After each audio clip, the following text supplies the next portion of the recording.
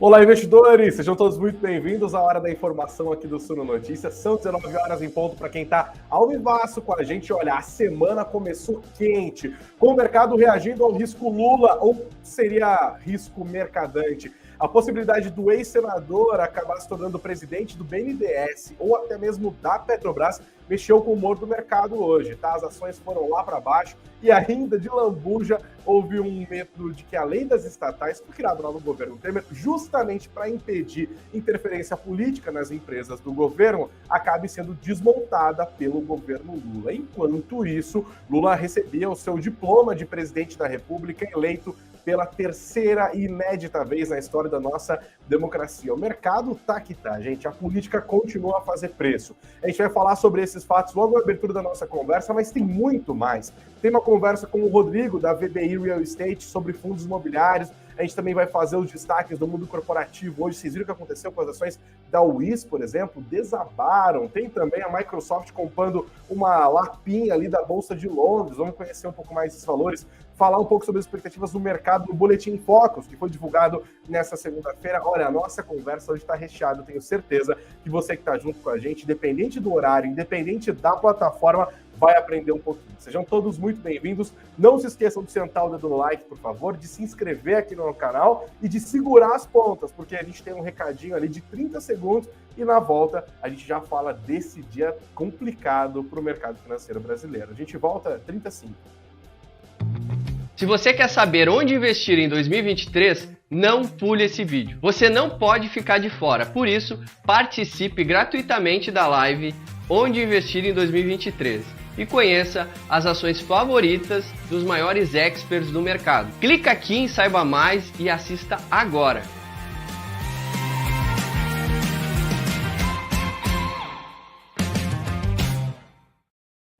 Então, de volta, sejam todos muito bem-vindos à live das 19 horas do Suno Notícias. Eu sou Gregory Prudenciano. Segunda-feira, dia 12/12, hein? Data cabalística daquelas, por aquelas data boa para o Ibovespa fazer o quê? Abrir um saldão. O dia foi de queda firme do Ibovespa, que chegou a cair 4%, mas acabou desacelerando um pouco esse ritmo de queda. O que está rolando, gente? O que foi o resumo da segunda-feira? Bom, vamos direto aos fatos. Luiz Inácio Lula da Silva foi diplomado hoje presidente da República pelo Tribunal Superior Eleitoral. Esse é o reconhecimento oficial do resultado das urnas. Lula recebeu mais de 60 milhões de votos no segundo turno, em que disputou com o atual presidente da República, Jair Bolsonaro. Ele recebeu, com esses 60 milhões de votos, o título também de pessoa mais votada, né? Foi a maior votação da história. E um outro caso importante dessas eleições, a menor diferença entre dois candidatos no segundo turno desde a nossa redemocratização. Derrotou Bolsonaro, que tentava sua reeleição, mas olha, Bolsonaro teve só 2 milhões de votos a menos do que Lula. Bom, o fato é, o povo falou, as urnas falaram, Lula está diplomado, ele fez um discurso emocionado, chorou, lembrou daquele discurso da sua primeira diplomação, quando ele falou que nunca havia recebido um diploma de faculdade, por exemplo, porque não tinha completado os estudos, e que o primeiro diploma que ele recebia de fato era o diploma de presidente da República, fez alusão a esse discurso quando falou, chorou, se emocionou, elogiou os ministros do Tribunal Superior Eleitoral, defendeu a democracia. Enquanto a cerimônia acontecia lá em Brasília, o mercado pegava fogo. Isso porque desde manhã havia rumores de que Aloysio Mercadante, que é um dos braços direitos do Lula ali, o coordenador dos grupos de transição, do grupo de transição, tá? Poderia se tornar o novo presidente do BNDES ou até mesmo da Petrobras. Essa informação já estava rodando desde cedo nos mercados e pesava nos preços dos ativos. O Mercadante, gente, ele é economista e ele é conhecido pela sua postura heterodoxa, um grande defensor do Estado como indutor do crescimento por meio de todo tipo de intervenção econômica. Inclusive tem um vídeo que é praticamente anedótico do Mercadante, lá de 1986, ele está dentro de um mercado defendendo o congelamento de preços do Plano Cruzado, que a gente sabe não deu muito certo, assim como meio que todo o congelamento de preços da história da ciência econômica, né? E tem país aqui latino-americano que continua repetindo esse receituário. Esse vídeo do Mercadante, joga no Google, no YouTube aqui, você vai encontrar ele defendendo o congelamento dos preços. É óbvio que o mercado olha para o nome do mercadante como possível presidente do BNDES, possível presidente da Petrobras, e faz o quê? Socorro, mercadante não. Porque o mercado vê na possível ida de mercadante para a presidência do BNDES, por exemplo, a volta daquela política das campeãs nacionais, que foi começada pelo governo Lula, bem da verdade, foi aperfeiçoada, agigantada no governo Dilma Rousseff, quando o banco era usado para fomentar setores da economia que eles entendiam como estratégicos, mas na verdade eles davam empréstimos subsidiados por nosso dinheiro, pela grana do Tesouro, fruto de arrecadação, entre outras questões, para empresários amigos do PT ali, né? Bom, além dessas, fora a história da própria Petrobras, né? Além dessa história do Aloysio Mercadante ao longo do dia ter feito muito preço e para baixo, uma outra coisa, né?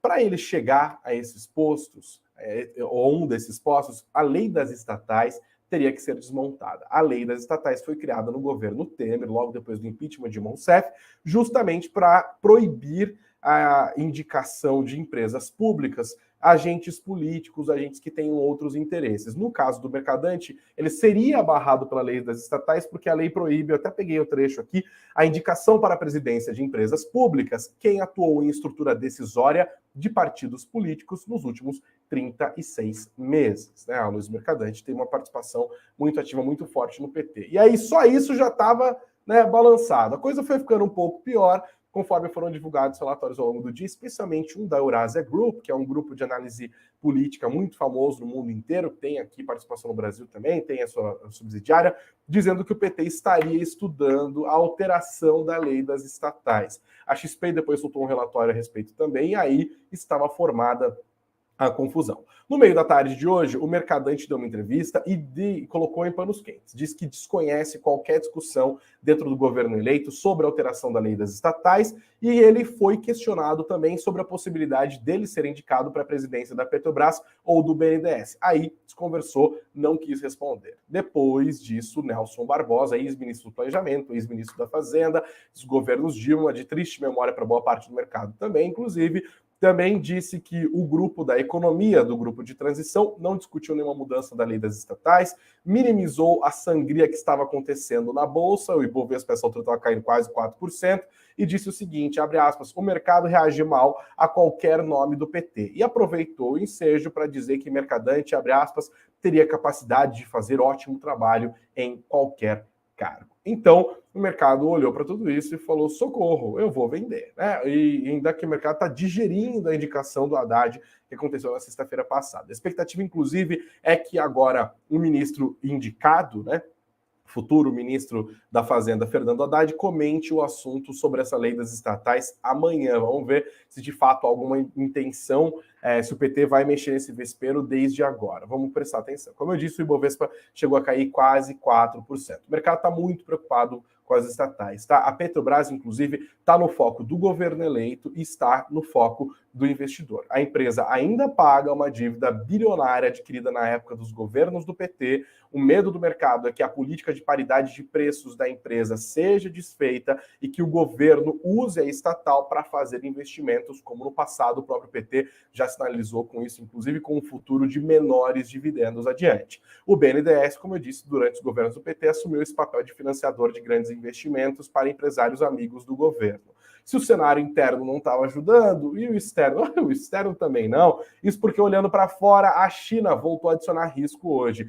De fato, está rolando um relaxamento nas medidas de restrição contra a Covid-19 lá no país, mas o país segue apresentando picos de contaminação pelo novo coronavírus. Isso acabou pegando no preço do minério de ferro hoje, afetou as ações das mineradoras. Com tudo isso, meu povo, a fotografia do dia ficou bem ruim. O mercado também segue focando nos riscos fiscais associados à PEC da transição. Mas olha só, a PEC da transição acabou atuando como uma espécie de alívio, de amortecedor para a queda do Ibovespa nessa segunda-feira. Por quê? Porque o mercado gosta da PEC de transição? Óbvio que não. Para você que chegou agora não se perder, o PT antes queria tirar do teto de gastos 200 bilhões de reais para financiar a Bolsa Família e outras cositas, mas durante 4 anos. O projeto que foi aprovado na Comissão de Constituição e Justiça do Senado Federal e também no plenário da Casa prevê um aumento do limite do teto de gastos, um aumento do limite de gastos em 145 bilhões de reais pelo período de 2 anos. A questão é que veio uma notícia ali de que o projeto que deveria ser votado na Câmara dos Deputados nesta quarta-feira talvez não possa ser votado nesta quarta-feira na Câmara dos Deputados, porque falta quórum. O mercado entendeu isso como um sinal de fraqueza da proposta e mais, como um alerta de que a proposta pode desidratar um pouquinho mais, e aí isso trouxe algum alívio para esse dia tão tumultuado em que a política fez tanto preço ao longo de todo o pregão. No fim das contas, essa percepção toda de risco jogou o dólar para cima, a alta foi de 1,26%. Eu te dou uma doleta, você me devolve 5,3116, R$ 5,31. Já as ações de empresas estatais acabaram sofrendo. Dá uma olhada, vou botar na tela aqui o que aconteceu com as ações da Petrobras. Aqui, ó, Petro 4, os papéis preferenciais da estatal caíram 3,24%, R$ 23,91, e no último mês, perda de quase 14%. Quando a gente olha para os papéis ordinários da estatal, R$ 27,30, depois de cair 2,71% hoje. Banco do Brasil caiu ainda mais 3,40%. É o medo do desmonte da lei das estatais, tá?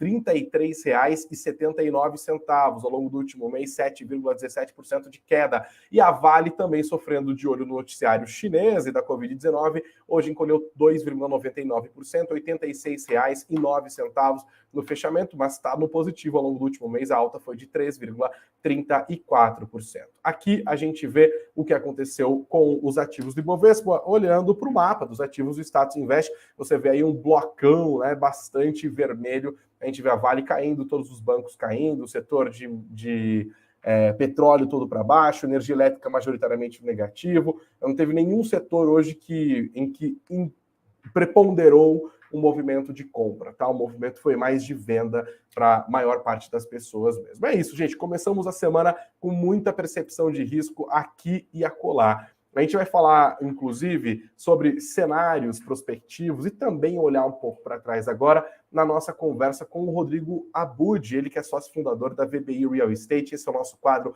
Gestão Ativa, em que a gente recebe gestores aqui para falar sobre como eles controlaram o manche dos navios que eles estão guiando ao longo desse 2022 e, claro, falar um pouco como eles estão vendo logo adiante. Rodrigo, seja muito bem-vindo ao Suno Notícias. Boa noite para você.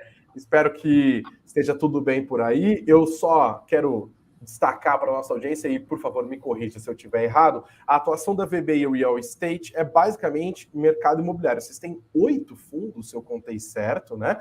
Com foco no mercado imobiliário e também desenvolvimento de shopping centers, escritórios, plantas industriais, residenciais. Vocês estão em todas, né? Como que funciona esse portfólio de vocês? Seja muito bem-vindo. Bom, boa noite, Greg. Antes de mais nada, obrigado aí pelo convite. Sempre um prazer para a gente estar aqui, né? Falando um pouco sobre a VBI, sobre a nossa atuação. Basicamente, a VBI é uma casa de gestão de investimentos imobiliários, tá? A gente sempre fez isso desde sempre. É uma empresa que começou em 2006, tá? Desde então, a gente só faz gestão de investimentos no setor imobiliário. Começamos basicamente com investidores estrangeiros que queriam vir para o Brasil, né, investir no setor, tá, e não tinham presença aqui. Então, a gente estruturava fundos offshore, né, fundos internacionais, que captavam dinheiro lá e alocavam aqui no Brasil. Nesse primeiro momento, a nossa estratégia era mais desenvolvimento, ou seja, construir projetos nos setores que você falou, né, residencial, ou escritórios, logística, shopping center, varejo, enfim, vários outros. E uma vez o imóvel, o ativo pronto, performado, a gente vendia a mercado. Tá? Mas depois, a partir de 2012, quando a gente começa a ver o desenvolvimento da indústria de fundos imobiliários, a gente começa a captar também aqui no Brasil. Tá? Então, a gente tem os fundos listados aí em bolsa, né, que são também essa série de fundos nesses diferentes setores. A gente tem aí esses 8 fundos listados em bolsa, tá? E aí é uma estratégia mais de geração de rendimento, pagamento de dividendo mensal, uma estrutura típica de fundos imobiliários, tá? Nesse setor. De olho no investidor que está olhando para o longo prazo, né? Exato, aquele rentista, né, que está lá comprando o fundo imobiliário, comprando os ativos, comprando os contratos de locação que estão embaixo dele. Tá? Então, quanto que tem em patrimônio juntando esses 8 fundos hoje? Hoje a VBI tem ao todo 6,8 bi sob gestão, tá? Juntando todos esses fundos de estratégia de desenvolvimento com os fundos listados, a gente está com 6,8 bi em ativos sob gestão. Tá? Então... E como foi mover para lá e para cá esse 6,8 bi ao longo desse 2022? Tranquilinho. 2022 foi uma tranquilidade. Custou todos esses cabelos que estão aqui, né, faltando. Você começou o cabelo com o ano com franja, né? E estamos aqui, ó, torcendo para acabar 2022. Não, foi um ano bastante desafiador aqui para a gestão de fundos imobiliários. Tá? Então, a gente começa aí com uma pressão inflacionária, né? Poxa, temos que controlar a inflação, e isso, a medida que a gente tinha, que foi utilizada para controlar a inflação, era a taxa de juros, né? Então, quando a gente tem um cenário ascendente de taxa de juros, o mercado fala, opa, pera lá, vamos lá, não é hora, vamos para renda fixa, né? Então, nosso grande desafio no primeiro semestre foi lidar com essa estabilização da inflação via aumento da taxa de juros. Tá? Por isso, no primeiro semestre, funcionou muito bem, funcionou melhor a estratégia de captação de recursos para fundos de crédito. Tá? Então, no setor imobiliário, mesmo os fundos imobiliários, a gente tem uma estratégia que é o crédito imobiliário. A gente dá crédito para empresas do setor fazerem os seus desenvolvimentos, comprarem os seus ativos, né, com a emissão dos CRIs, dos CRIs, que são o mecanismo de lastro com lastro imobiliário, né? Mas o mecanismo de crédito com lastro imobiliário. Então, a gente teve um primeiro semestre onde funcionou melhor esse setor, então, de crédito imobiliário, porque muitas vezes ele era CDI+, ou também linkado com inflação, né? Você tinha uma taxa fixa mais a inflação, né? Com a inflação ascendente, todo mundo falava, poxa, é uma boa estratégia estar nesses mecanismos. Então, a gente teve um primeiro semestre mais interessante para a parte de crédito de papéis, como a gente chama. Né? Aí a gente costuma falar fundos de papel. Né? Fundos de papel, exato. Aí a gente começa a ter um cenário ali a partir de meados do ano, né? A gente começa a ter um cenário um pouco mais de estabilidade da taxa de juros. A taxa de juros, quando a gente começou a passar dos 13% da taxa de juros, né? A gente começa a ter um cenário, ela está batendo o teto, está estabilizando, mas ela deve inverter, essa curva deve começar a se inverter, né?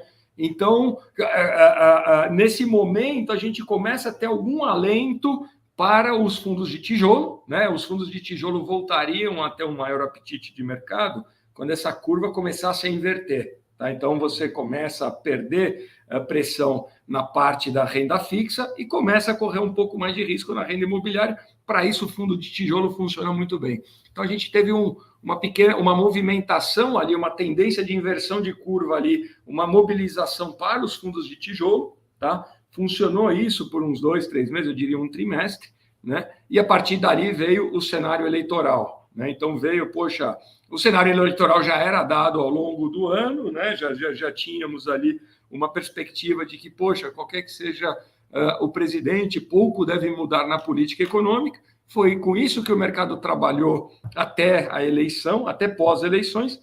Aí começam os discursos do novo presidente eleito, né? E aí sim começa a voltar uma certa volatilidade de mercado, uma oscilação de mercado. Opa, pera lá, será um porque governo aquela aposta de que o CDI fosse baixar, né? Porque tem calculado na Selic, agora a expectativa é que os juros fiquem mais altos por mais tempo. Né? E isso está fazendo vocês na VBI mudarem a estratégia no portfólio? Olha, de uma certa maneira, sim. Tá? A gente estava imaginando aí essa inversão. Hoje, com esse cenário um pouco mais alongado, talvez a taxa de juros não aumente mais tanto significativa, mas ela se mantenha nesses patamares aí próximo do teto por mais tempo, né? E isso para a gente é o momento que a gente tem que, poxa, olhar todas as nossas carteiras, todos os nossos portfólios e falar, estamos bem estruturados ali, estamos bem alinhavado para esse cenário de taxa de juros mais longas, né? Então, por exemplo, a gente tinha no nosso fundo de escritórios, tá? Então, dentro desses fundos que a gente tem listados em bolsa,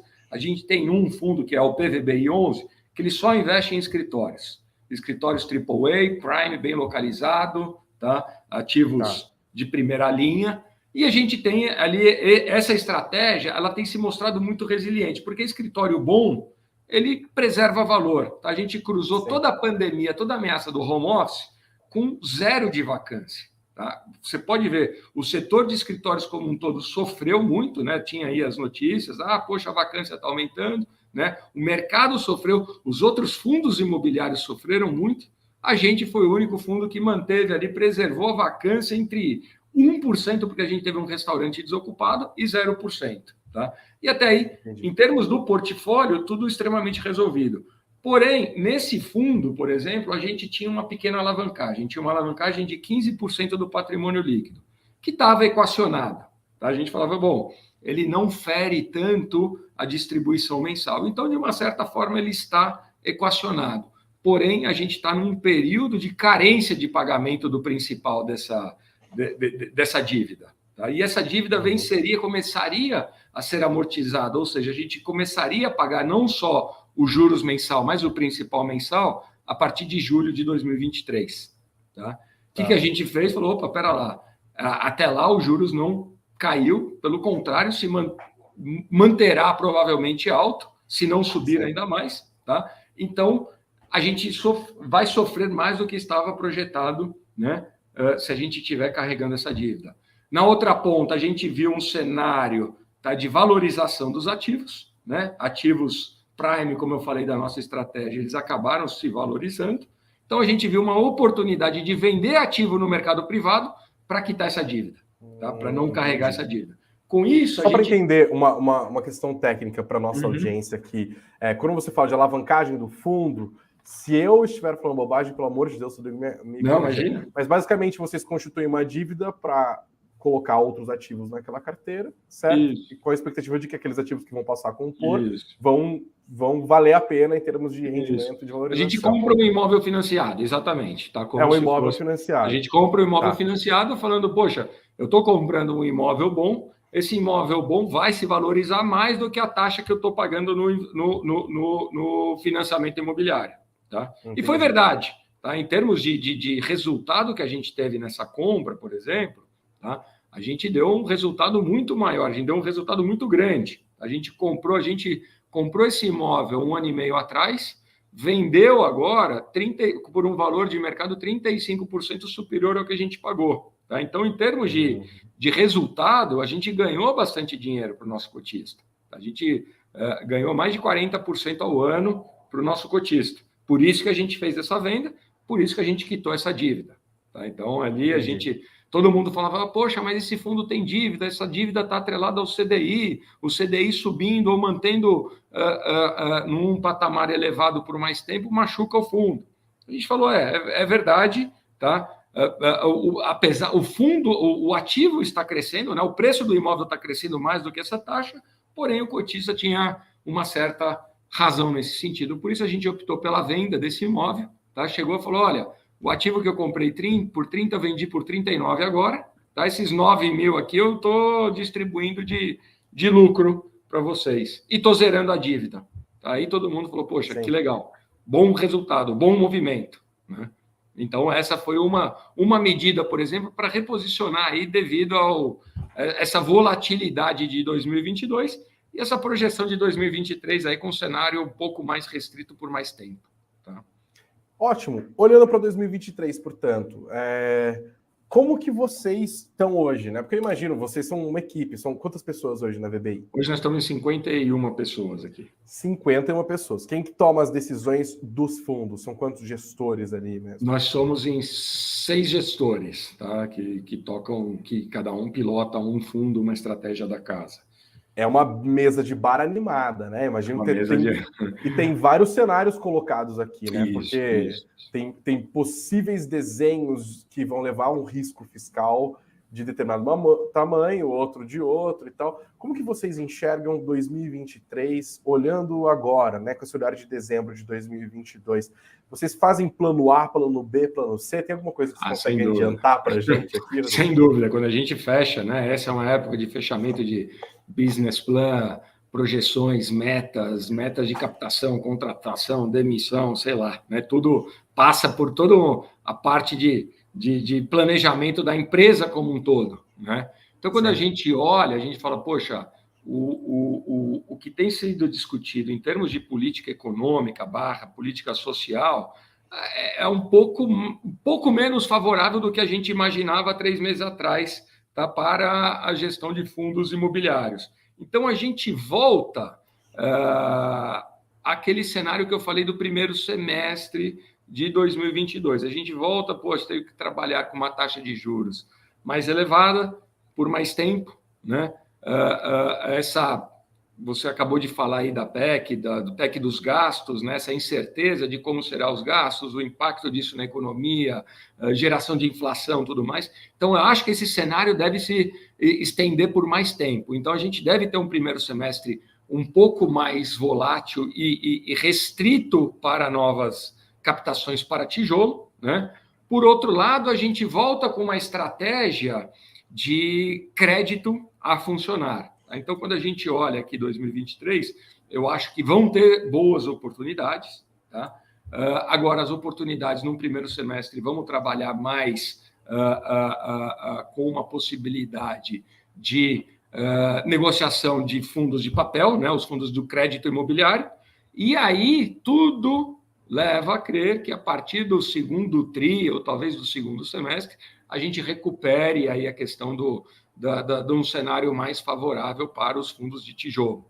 Tá? Então, para isso, a gente tem que intensificar aqui a nossa estratégia. Os nossos ativos, todos eles são primes, né? São bem localizados, eles se defendem bem nesse momento. Tá? E aí, preparar a casa para um segundo semestre bem mais ativo. Tá? Um segundo semestre onde, então, a gente comece a ver aí essa inversão da curva e o mercado se abrir novamente para os fundos de imóveis, para os fundos de tijolo, como a gente chama. Para encerrar a nossa conversa, eu tenho uma pergunta em duas. Falando de rendimento, né? A gente estava de fundo imobiliário, a galera quer saber o que está pingando na conta ali. Como que foram os rendimentos dos fundos de vocês ao longo desse 2022? E como que funciona a estratégia de vocês para entregar sempre bons valores para o cotista? Sempre bom lembrar, gente, daquele disclaimer, né? Não vale só escolher fundo por rentabilidade, porque às vezes você está pagando um fundo que é high yield porque ele é arriscadíssimo e aí você pode perder uma grana, né? É uma questão que o gestor tem que saber equilibrar risco e retorno ali. Como que foi 2022 para a VBI do ponto de vista de rendimentos e como que vocês veem o cenário para o ano que vem? Bom, vamos lá. Acho que essa resposta divide em duas partes também, né? Assim como a estratégia de gestão de fundos imobiliários também, os fundos de tijolo e os fundos de papel. Tá? Então, vamos separar ali, porque para os fundos de tijolo, a VBI ela tem uma abordagem do fundo de tijolo, dos fundos de imóveis, muito direcionada para o valor do imóvel em si e não, como você falou, do dividendo que ele paga mensal. Tá? Então, a gente sempre, quando vai comprar um imóvel, quando a gente vai analisar um imóvel, a gente faz uma análise de baixo para cima. O custo do terreno, do tijolo, da construção, do contrato de locação, atribui um valor, né? E depois vê o aluguel, quanto que daria, qual que é o yield que está pagando. Tudo isso muito baseado na localização do imóvel, qualidade do imóvel e governança do imóvel. Tá? Então, com esses 3 atributos imobiliários, o que acontece? A gente sempre tem bons imóveis na carteira. E os bons imóveis, eles preservam valor mesmo no cenário adverso. Tá? Então, bom imóvel, quando o cenário está favorável, ele cresce acima da inflação. Quando o cenário não está favorável, ele vai crescer atrelado à inflação, né? A gente repassa o custo da inflação.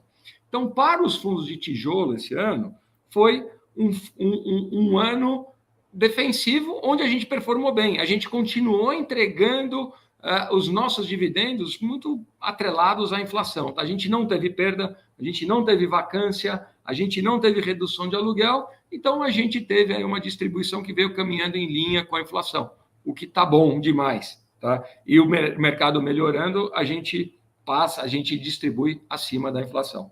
Tá? Então, o fundo de tijolo se defendeu muito bem, passamos incólumes ali, tanto no LVBI, que é o nosso fundo de logística, como no PVBI, que é o nosso fundo de escritórios, como no EVBI, que é o nosso fundo de varejo, tá? Como os fundos também que a gente herdou do Pátria, né? Da transação, aí, da associação que a gente fez do Pátria ao longo do ano, o PATI-C e PATI-L. Tá? Então, para esses 5 fundos de tijolo, sem nenhum problema, foi tudo super bem. Os fundos de papel, como eu falei, que começou o ano com um cenário muito mais favorável em função da taxa de juros elevada e da inflação elevada, eles começaram o ano pagando super bem, Tá? Então, eles estavam com dividendo aí uns 300, 400 basis points acima da curva de juros, né? Então, pagando CDI mais 3, 4, IPCA mais 7, 8%, 8,5%. Tá? Então, a gente começou um ano bem, por isso que o mercado foi favorável para a captação, e aí a gente teve um cenário deflacionário ali, né, que aconteceu nos últimos 3 meses, que aí machucou um pouco a distribuição. Tá? Então, a gente teve alguma machucada ali na distribuição mensal dos nossos fundos de papel, em função desse cenário deflacionário, né? Que agora já está equilibrado novamente, a gente está recuperando a distribuição mensal. Isso acabou afetando o valor da nossa cota. Hoje vira uma baita oportunidade, porque é um fundo que já está recuperando a distribuição mensal e ele ainda está negociado com um desconto significativo perto do valor dele de livro, né? O valor dele de book. Sim. Tá? Então, assim, foi um ano, não podemos dizer que foi fácil, mas a gente acabou tendo aí um resultado interessante.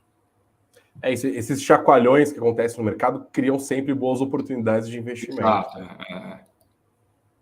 É isso. Rodrigo Abud, sócio da VBI Real Estate. Eu estava até na dúvida de pesquisar se era VBI ou VBI. Claro, VBI, bem metido.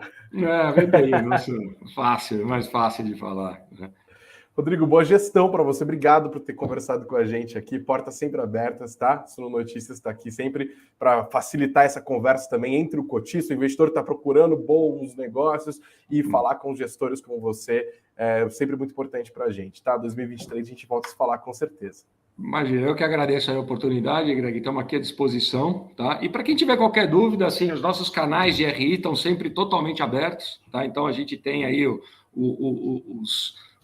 site da gestora, cada um dos fundos listados também tem o seu portal ali, o seu canal, né, de comunicação com o cotista, e nas principais plataformas digitais também, estamos em todas elas, tá? Então, qualquer dúvida que tenha sobre qualquer um dos nossos fundos, fique à vontade que nós estamos aqui à disposição para esclarecer, tá certo?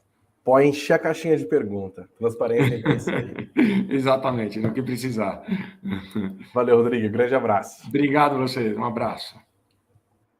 Bom, a gente continua por aqui, gente. Na nossa live ainda tem muito mais notícia. A gente nem falou dos destaques do mundo corporativo, mas antes eu quero relembrar você que está ao vivo com a gente que você pode votar na nossa enquete. Eu quero falar aqui na nossa enquete sobre política. Tem 4 alternativas para a pergunta: Mercadante seria um bom nome para o BNDES ou para a Petrobras? Para a galera do sim, tem 3 alternativas. Sim para o BNDES, sim para a Petrobras, sim para ambos. Para a galera do não, é não, pelo amor de Deus, não. E olha, tá ganhando de lavado não até aqui. No fim da nossa conversa, eu volto para dar o resultado. Mas agora a gente vai olhar um pouco para um dos destaques do noticiário corporativo dessa segunda-feira, que ficou com a Wiz. As ações da empresa derreteram, foram lá para baixo depois que o CEO da empresa anunciou uma saída mais do que inesperada. Everton Peixoto não mais será o comandante da empresa, tá? Por volta das 13 horas, os papéis estavam despencando 17%. Isso porque na sexta-feira ainda, já depois do pregão, a Wiz mandou um informe para a Comissão de Valores Mobiliários anunciando a saída de Peixoto. O mandato dele vai ser antecipado para o dia 15 de janeiro de 2023 e quem será o novo CEO interino da companhia será Marcos Vinícius de Oliveira, que atualmente é diretor financeiro da empresa, tá? Eles agradeceram ao Everton Peixoto, destacaram o valoroso trabalho dele, aquele papo corporativo. Ele era CEO da companhia desde março de 2018, mas ele já estava presente na Wiz desde 2017, tá? O mercado viu com ressalvas esse movimento inesperado, as ações acabaram pagando o preço, né? 12,48% no fechamento do pregão de hoje, de queda R$ 6,80. As ações começaram um dia acima dos R$ 7,00, quase R$ 7,10, terminaram nesses R$ 6,80. Quando a gente olha para o que aconteceu com as ações da Wiz em 2022, a gente está vendo uma queda de 11,23% até o fechamento do pregão de hoje. Um outro destaque foi que a Microsoft anunciou a compra de uma fatia pequenininha da Bolsa de Londres Eles pagaram 2 bilhões de dólares. A Bolsa de Londres, olha meu inglês, gastando aqui, a London Stock Exchange Group, a LSEG. Ah, rapaz, os professores estão felizes, tá? Eles compraram essa fatiazinha de 4% do capital social da empresa. Segundo a Bolsa de Londres, o acordo vai trazer receitas significativas depois do ano de 2025. Isso porque a Microsoft deve vender produtos da Bolsa de Londres por meio de aplicativos para ampliar a base de clientes. Olha só que negócio que à primeira vista parece improvável, mas depois você entende melhor o que está sendo costurado aqui. O outro destaque hoje é que segunda-feira, vocês sabem, né? O mercado divulga as suas leituras para os principais indicadores macroeconômicos, as suas principais projeções. O Banco Central compila isso e emite toda segunda-feira o relatório Focus de mercado. E olha só, uma surpresa boa aqui, tá? O mercado reajustando para baixo a projeção para o IPCA de 2022. Na semana passada a mediana era de 5,92%. Agora o mercado acredita que o IPCA vai terminar 2022 em 5,79%. Ainda assim é bem acima da meta, né? Para o ano que vem, houve estabilidade nas apostas, 5,08%. Quando a gente olha para a PIB, o mercado manteve a projeção de crescimento de 3,05% da semana passada e também a projeção de crescimento de só 0,75% para o PIB no ano de 2023. Projeção para câmbio ficou tudo na mesma, R$ 5,25, tanto para 22 quanto para 23, e no caso Selic, a gente já sabe, vai terminar mesmo o ano de 2022 em 3,65, porque na semana passada teve a decisão do Copom, e o mercado acredita que vai terminar o ano que vem em 11,75%. O mercado, com esse risco fiscal todo, está jogando para frente o processo de redução, de afrouxamento monetário, tá? Por isso, inclusive, você pode ver que 4 semanas atrás, a aposta dos agentes era de que a Selic terminasse 2023 em 11,25. Agora a mediana é de 11,75, ou seja, 0,5 ponto percentual acima. O mercado está com medo que o risco fiscal faça com que o Banco Central mantenha os juros mais altos por mais tempo, como a gente acabou de conversar com o Rodrigo aqui na nossa conversa. Um outro destaque é que a Suno também está dando novos passos. No caso, a Suno Asset está anunciando um novo fundo imobiliário focado em energia limpa. É o SNEL, é o Suno Energia Limpa, que está para ser lançado, tá? A ideia é baseada numa tese voltada para o desenvolvimento da matriz energética brasileira. A ideia é entregar o primeiro fundo imobiliário de energia limpa do mercado. Eles querem fazer a listagem do fundo na Bolsa de Valores em até 18 meses, e o projeto vai estar sendo realizado em parceria da Suno Asset com o Centro Brasileiro de Infraestrutura. O responsável é o Rafael Menezes, especialista em implementação e gestão de projetos de energia fotovoltaica. O SNEL quer captar 500 milhões de reais. Fiquem espertos e tenham aqui no nosso site, no suno.com.br/notícias, mais informações sobre como participar deste fundo. Mas, aliás, falando na Suno Asset, dou um recadinho aqui, ó, porque a gente está se aproximando do fim do ano e os gerentes, vocês sabem, né? Fica louco. Aqui na nossa descrição do nosso vídeo e também nas plataformas de podcast, você tem um link para uma oferta relâmpago da nossa assinatura mais vendida. Isso agora falando da Suno Research, é o Suno Premium, que está com 30% de desconto por tempo limitado. É uma promoção assim relâmpago para os próximos dias. A assinatura mais cobiçada da Suno. O que tem dentro dela? São 6 carteiras de investimento, tem os relatórios destas 6 carteiras, tem relatório especial de macroeconomia escrito pela equipe que a gente sempre conversa aqui, o Gustavo Sung e o Rafael. Tem o curso Desvendando a Renda Fixa, tem o Suno Portfólio, que é uma ferramenta exclusiva que te ajuda a construir uma carteira adaptada para o seu perfil de investidor. Não adianta pegar e fazer um copy-paste na carteira do vizinho, porque cada um tem um emocional diferente, isso tem que balizar suas decisões de investimento também, além dos plantões para você tirar dúvida ao vivo com os nossos analistas, 30% de desconto, tá? Não perca a oferta que está aqui na descrição do nosso vídeo. E aí tem mais notícia, Gregor, é só jabá esse negócio aqui. Tem mais notícias, meu povo. Vou voltar a colocar na tela aqui, ó. Falamos da Suno Asset. Olha, para caminhar para o fim, Bolsonaro bateu o martelo sobre o salário mínimo de 2023, tá? Serão R$ 1.302 a partir de 2023. Hoje o valor do salário mínimo está em 1.212. Esse valor significa uma correção de... Cadê aqui os valores? Espera aí que eu me perdi. Aqui, ó. Correção considera uma variação prevista de 5,81% para o Índice Nacional de Preços ao Consumidor de janeiro a dezembro de 2022, ou seja, não temos ainda essa variação acumulada no ano, porque a gente não tem o INPC do mês de dezembro ainda, né? Vamos saber só em fevereiro. Então, eles têm essa projeção de que o INPC termine em 2022 em 5,81%, mais um ganho adicional real de 1,5%, portanto, parte dos 1.212 em 2022 para chegar nos R$ 1.302 em 2023. E atenção à agenda, amanhã é um dia importante, o mercado continua prestando atenção nas mobilizações da política brasileira em torno da PEC da transição e também do Fernando Haddad, que agora a gente já sabe que deve ser o ministro da Fazenda, o Lula já anunciou, então amanhã ele se reúne inclusive com o atual ministro da Economia, Paulo Guedes. Economia, porque a economia deve ser desmembrada em outros ministérios. Gabriel Galípolo deve participar também do evento. O Galípolo está sendo cotado também para assumir a presidência do BNDES. Está todo mundo sendo cotado para assumir a presidência desse BNDES. Eu vou botar o meu nome na lista ali também, tá? Preste atenção, porque o Haddad vai se encontrar com o Guedes amanhã e é esperada também essa entrevista coletiva em que ele deve comentar sobre essa possibilidade do PT dar uma balançada ali na lei das estatais, que é a última coisa que a gente precisa, pelo amor de Deus. E também, claro, com as indicações ali para a BNDES, para a Petrobras. Agora Haddad fala como futuro ministro da Fazenda, então as falas dele de fato são consideradas e acompanhadas, cadê minha lupinha? Saudade dela, acompanhadas de lupa pelo mercado financeiro e, obviamente, pelo Suno Notícias também, tá? A gente tem mais um recadinho, peraí, deixa eu pensar. Vou falar desde já, então, ó. A nossa votação aqui, pode subir a música, Lucas. 339 votos até o momento, 343, a galera tá votando. Eu perguntei se o Mercadante seria um bom nome para o BNDES ou para a Petrobras. E olha, 3% disseram sim, seria um bom nome para a Petrobras. 4% disseram seria um bom nome tanto para a Petrobras quanto para o BNDES. 9% disseram seria um bom nome para o BNDES. Mas 84% da nossa audiência falou Mercadante. Não, pelo amor de Deus, não. Nenhum nem outro. Olha, amanhã, gente, tem só Morning Call, tá? Que hoje teve um probleminha técnico aqui, acabou não acontecendo, mas tem Morning Call, Beatriz vai fazer, mas não tem live das 19 horas, porque vai ter uma confraternização interna da Suno.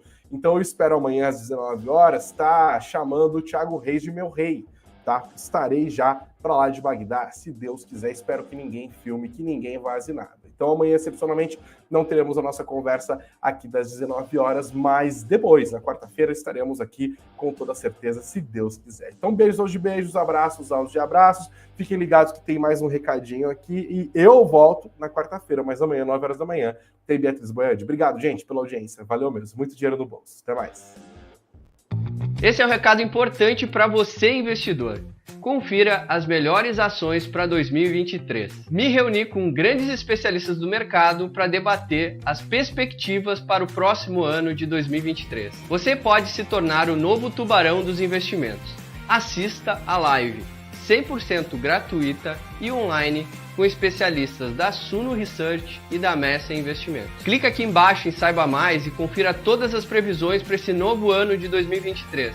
Te vejo lá.